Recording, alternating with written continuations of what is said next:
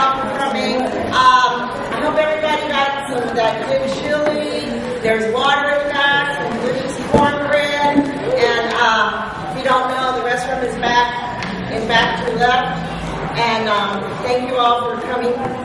Please check out the literature tables, and as you know, we are grassroots. We are so grassroots. We don't have money, so we really appreciate all the donations that everybody's made. And if you feel so inclined and moved to donate to Berkeley Copwatch's table over here, or the Oscar Grant Committee table over there, we would greatly appreciate that. Let me just tell you how our event is going to unfold. My name is Leslie, and I am a member of the Oscar Grant Committee Against Police Brutality and State Repression. The first half of our event here is going to consist of presentations from Berkeley Copwatch, Oakland, Oscar Grant Committee. There'll be some spoken presentations, PowerPoints, and some videos.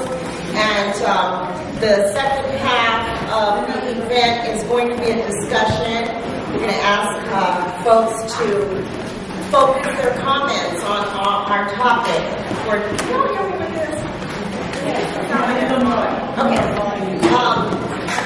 And so we're going to try to keep our comments focused to the topic at hand, which is about our right to observe and report the police and attacks against the people. So what we actually are going to do with our discussion is a little different. We're going to ask elders to speak first. Everybody will have 2 minutes. You can make comments, questions, or what have you. Since 1991, with the video of the Los Angeles Police Department brutally beating Rodney King, citizen monitoring and recording of the police has become an important part of our culture. Within the past 5 or 10 years, the proliferation and relatively low cost of cell phones has made recording police more accessible to the majority of the people. One of the things that I'd like to share with you that happened this year in April in Vallejo, a fellow was in his garage and he noticed the police pull over some young people for a traffic stop right in front of his house. So he started videotaping the police with his iPhone. And you can hear him go to YouTube, and you can hear him say on there, I might have to put this on YouTube if they kill somebody. This is the kind of consciousness that we have acquired over the years. And what happened, this just happened in April in Vallejo. What happened was the police saw him videotaping. So you see it on the video, this cop's walking up to the guy and he says, you're going to have to give me that camera. Right. That's evidence. And this brother knew his rights. He said, no, I don't have to give you my phone. And the cop says, well, I'm going to have to arrest you for withholding evidence. That is a lie. Police are legally permitted to lie to us. We, on the other hand, are not permitted to lie to the police, but we do have our rights. And so he knew what his rights were. And you can see on this video where he hands off the phone and the picture of the phone is like this, going out of the garage into the house. And then the police arrested him, illegally arrested him. But his friend took that cell phone and immediately posted it on YouTube. So we know.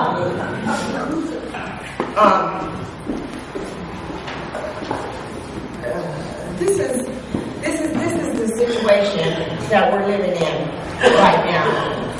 And given this climate of attacks on citizens for monitoring and recording the police, the Oscar Grant Committee and Berkeley Copwatch decided to present this forum today to talk about the history of cop watching, these national attacks against civilian observers. We want to show you videos of police who've been denying our right to record them, and offer to you people's investigations investigations that we've been conducting around police misconduct and outright murder. We were going to hear from Danica Chapman, who's the mother of Kenneth Hardy, but she is sick and she definitely wanted to be here, but she said that she would rather not share her germs with us. And so I told her, you know, don't worry about it. We totally understand. You know, she's really been under a lot of stress. And of course, I can't even imagine, and nobody can imagine what it's like unless it's happened to you to lose your son to police murder. And that just happened in July, and here it is, you know, 4 or 5 months later. She's moved from Seattle to the Bay Area so that she can really fight for justice for her son, Kenneth Hardy. We are going to have a young man who's from the Bayview who witnessed the murder of Kenneth Hardy here later on after he comes from the Bayview, where right now they're currently having a big event and action around foreclosures and Occupy the Hood actions in San Francisco at this very time. So he's going to come here and join us after that and let us know about what he did around Kenneth Hardy cop watching actually that he did. We're also going to hear from some UC students and giving you some information about upcoming events. So at this moment, I would like to invite Andrea Pritchard from Copwatch, Berkeley Copwatch, to come.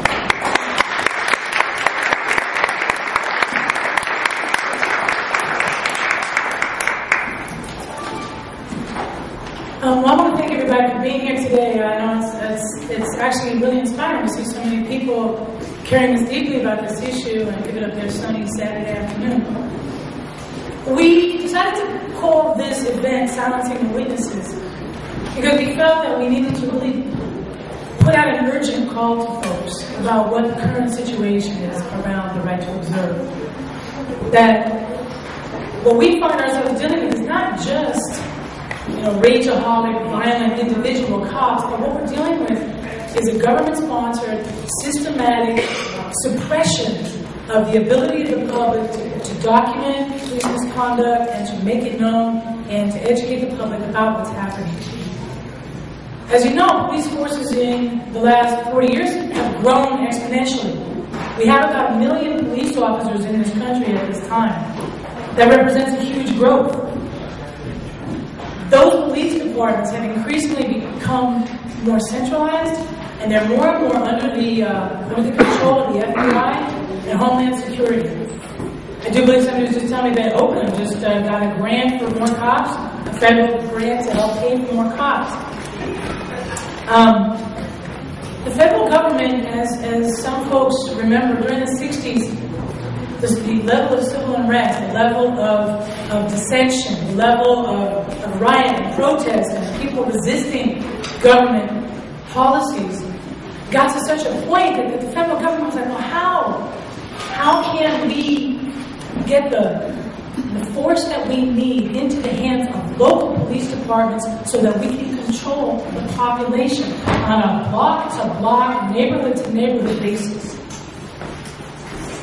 At that time, there was no war on drugs. That was created. That was the Trojan horse that was used by the government to say, well, we have to just these violent drug criminals. How are we going to do this? And so you've seen federal money going into local police departments. That's why Oakland has a helicopter. That's why Oakland has armored cars. That's why you see Hayward has a tank. That's why you see pepper spray, tasers, rubber bullets, all this vast array of weaponry aimed at who? Aimed at us. That came from the federal government. And with this increased capacity for violence, it's no wonder that the police response to recent protests has been way more violent than anything I'm used to in my lifetime. I've been in the Bay Area for 30 years. I've never gotten tear gas before. These times we live in are very different. It's a very different time. For acts of civil disobedience that used to be considered part of a UC Berkeley student's basic education, now they're being treated with mass gassing. After the brutal beatings of the students and faculty members on the UC Berkeley campus on November 9th, UC Police Chief Mitch Samaya was told, well, we believe that your officers acted excessively, that there were, why so much beatings? He said, well, I'll take a look at the videos, and if I think it was too violent, maybe we'll just have to use more gas. I mean, it's funny and it's terrifying. And if you look at the pictures of the protesters in Egypt and the gas, what is in those canisters? When they ratchet it up, they talk about pepper spray as a condiment. Copwatch in 1995 called for a ban on police use of pepper spray because we knew where this was heading. The first uses of pepper spray wasn't against some deranged person having a psychotic episode. They were used against students. At Occupy movements around the country, police are making it known that they're authorized by their handlers to use even greater levels of force. And activists are struggling to keep that movement focused on the economic disparity issues because it's being eclipsed nationally by the issues around police violence. And perhaps that is why they're using that violence, to derail it, to make it about the police. Globally, as we see the situation for capitalism is falling, it's failing. And the kicks of this dying horse are potentially quite lethal. You can ask the protesters in Greece or Italy, Egypt or Syria. As this financial system implodes, the system is going to require ever greater levels of violence to hold this house of cards together. And we need to be aware of that and understand where we are politically in time.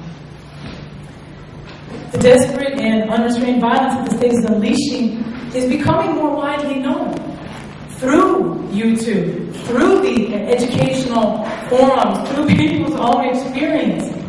The nature of police and the role that it plays in maintaining this society and this economic system are becoming more widely known.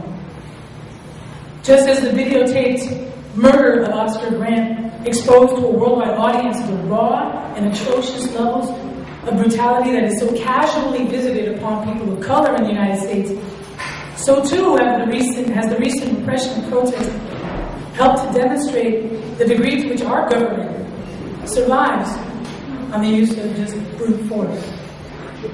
And that is why the government is determined to stop police accountability in any form. Over the last decade, most state-sponsored efforts to hold police accountable have been curtailed and co-opted, to the point where community-based monitoring is about the only thing that puts cops in check. They're not scared of civilian review. They're not scared of internal review. I tell you, when we cop watch on the streets, the cops are going, you gonna put this on YouTube? That is justice. That public, accountable to your own kids. That's what they're scared of. Now, community-based accountability, which is what we do in this room. We're not waiting for a police review commission. We're not waiting for a UC police review board to get in there and investigate. We're doing our own investigations. Now, it was the Panthers who were known for their efforts to not only document police abuse, but to actively defend their neighborhoods against police misconduct, police violence. At that time, they had the right to carry guns as they patrolled the streets. When we started cop watching in 1990, although it was not legal to have guns as we patrolled, we relied with some confidence in the legal protections that were embedded in the First Amendment. Of the 5 rights included in the First Amendment, 4 of those we thought covered what we did. The right to free assembly. There we are. We are on the sidewalk. We have a right to be on the sidewalk just like anybody else, and just because we're engaged in this activity, why should we not be able to assemble? Free speech. Our form of protest, sometimes people vigil, sometimes people march, sometimes people just stand and watch. That's a form of protest. We thought we were covered. We thought, well, we're gathering information so that we can educate the public, so that we can write up our findings and publish a Copwatch report and blog and so forth. Surely free speech protections would cover us. But in the end, our strongest protection, First Amendment protection, comes from our right to petition the government for a redress of grievances. And so here we are attempting to document the reality of those grievances. Over the years, Civilian review has been absolutely curtailed. In Berkeley, we used to have a police review commission that actually had public hearings. We actually could present our evidence. Sadly, the California State Supreme Court issued a finding, it's called the Copley decision. And what it did is it said that any government document that could be used to evaluate the performance of a police officer is not allowed to be disclosed. And the absurdity of that logic has gotten to the point where we want to see the use of force reports. If a police officer beats somebody with a club, they're supposed to run back to their department and write that they beat somebody up. If they shoot somebody, if they taser them, they're supposed to write out a use of force report. Now, Berkeley Police Department is saying, no, we're not going to give those up because those are Copley protection. No, we don't have to let you know. Our civilian review of Berkeley is essentially gutted, and the commission sadly has become paper tiger and a useless entity. And I'm really sad to stand here and say that because I really believed in it. Colloquia hearings is a process that was also put into place, part of this momentum towards police officer bill of rights and that kind of thing. Colloquia hearings, if by some miracle a police review board actually manages to sustain a complaint against a cop, that cop has a right to a second round of hearings, where the complainant isn't even included. So it's another barrier to accountability. And of course we have the Officer Bill of Rights, which affords them a whole slew of protections that you and I in our jobs, we don't get, but they do. Every advantage is for the police. So that form of accountability is, we're waving goodbye to that. So what we have is the right to record. And the right to record is not only being discouraged through just straight violence. And we have people here today who have certainly endured that. And I'll tell you about it. But it's not just a mad dog cop. That police, that there's laws in some states that say if you videotape, you can go to jail. Use your camera, go to jail. In the early 1970s, when the FBI was accused of illegal wiretapping, eavesdropping, Herbert Hoover kind of, excesses of governmental power, Church Committee and others wanted to put the FBI in check a little bit.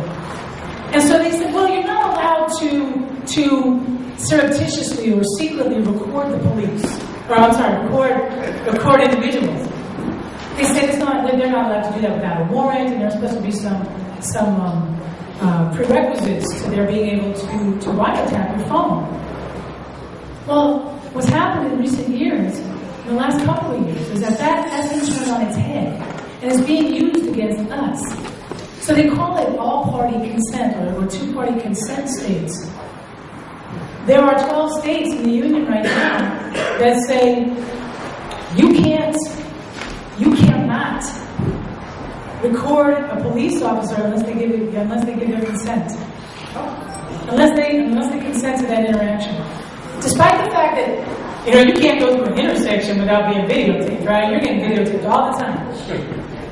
What reasonable expectations of privacy does a police officer have in the execution of their duty? And yet now they can claim that if I come out with my cell phone, I come out with my video camera, unless the cop agrees to have the audio portion of that tape, it's a problem. And actually in 3 states, in Maryland, in Massachusetts, and in Illinois, they passed their own laws. It's a felony. It's a felony to record police. In fact, we've got a guy in Maryland, a guy named Anthony Graber, who is looking at the possibility of being 16 years in jail for this. He was a motorcyclist. He had a motorcycle helmet on. He has a video camera on him. A plainclothes police officer pulls up, gun drawn, wants to give him a ticket. The guy says, whoa, hold up. He gets the ticket, interaction over. But Mr. Graber decides he wants to put that on YouTube. Within 5 days of putting that on YouTube, he got a knock on the door.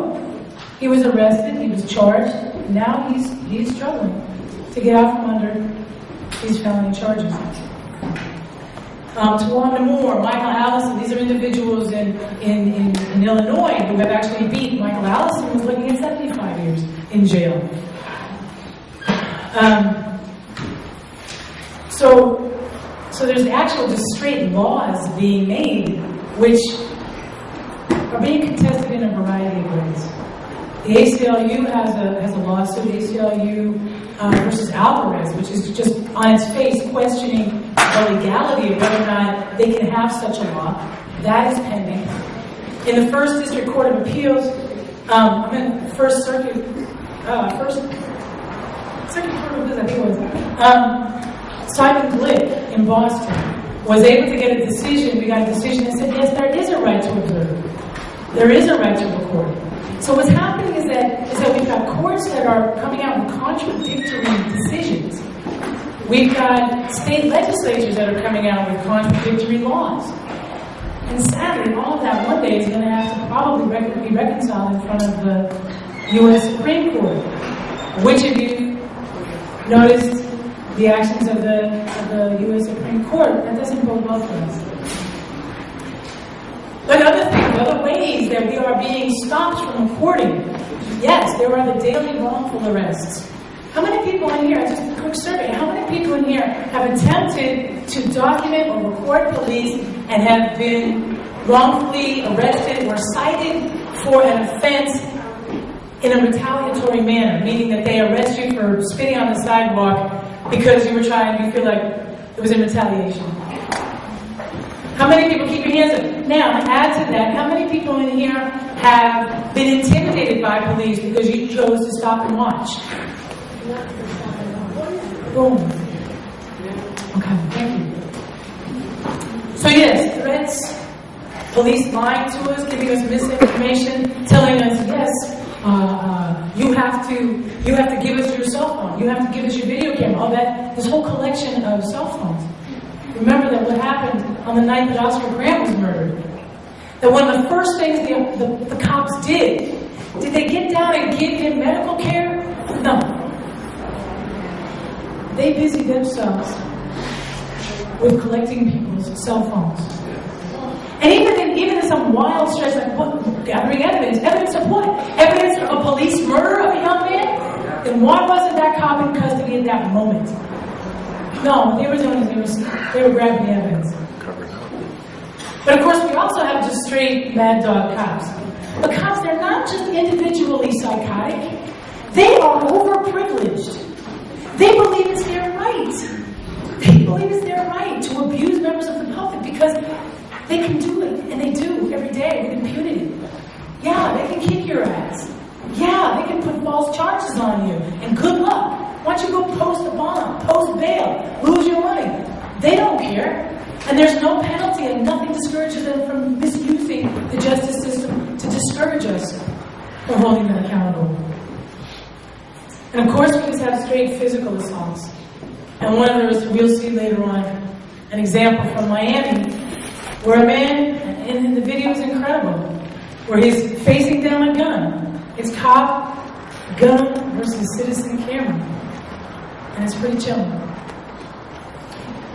But there's also a chilling effect.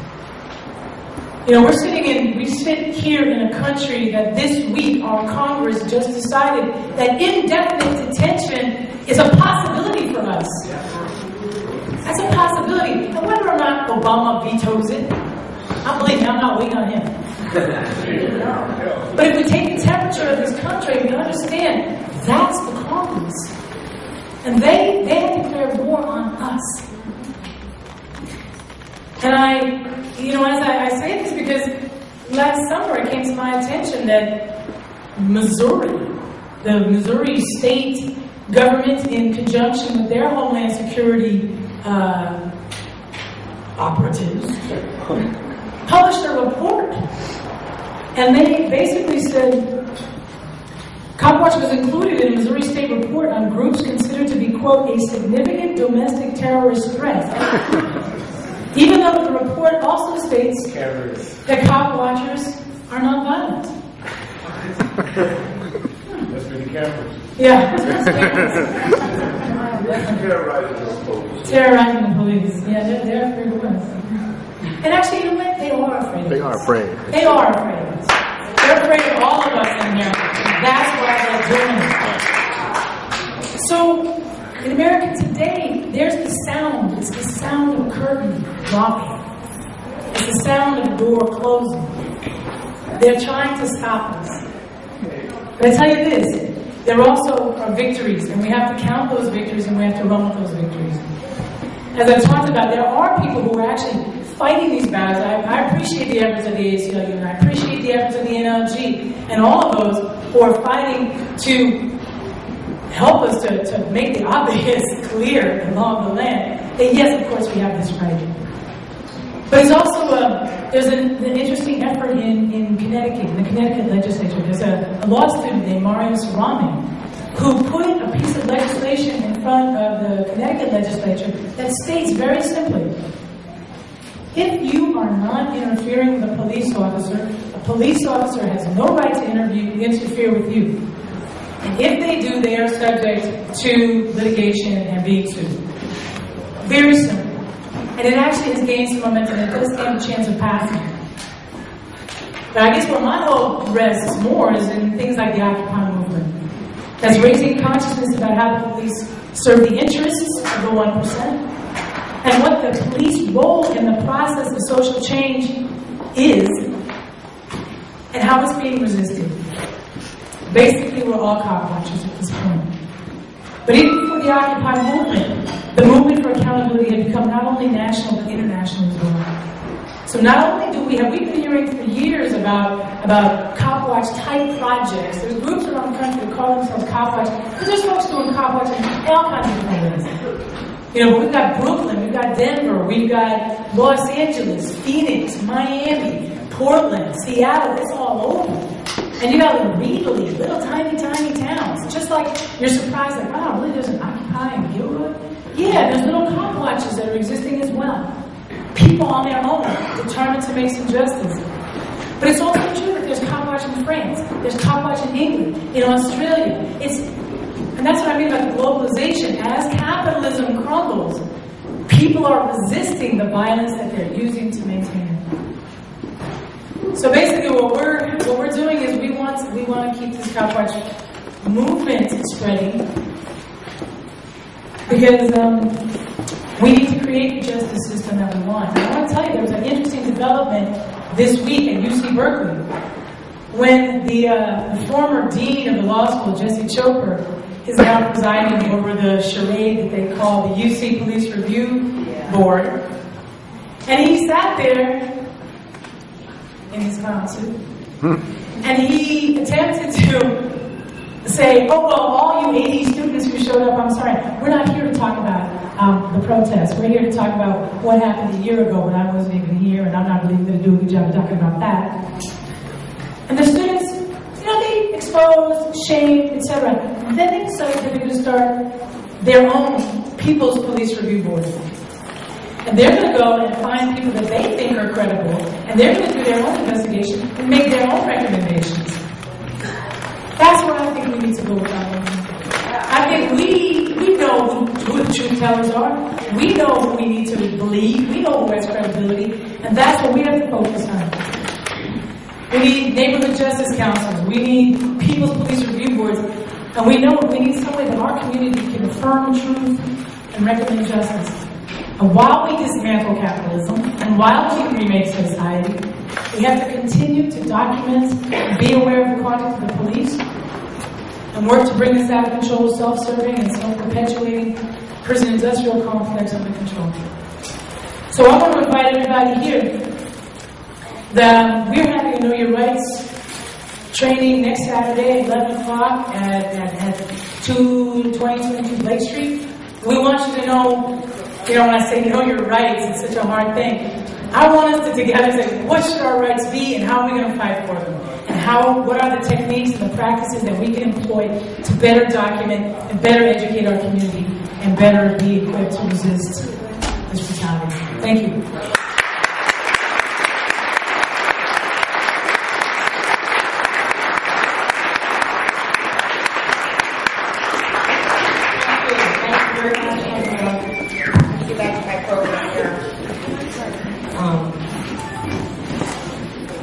Okay, we have, I believe, Tim is going to give us a presentation, and it's a PowerPoint presentation on the federalization of the police and mutual aid and less lethal weapons proliferation, and some of the issues around the Oakland Occupy repression that was coming down recently. Thank you, Tim.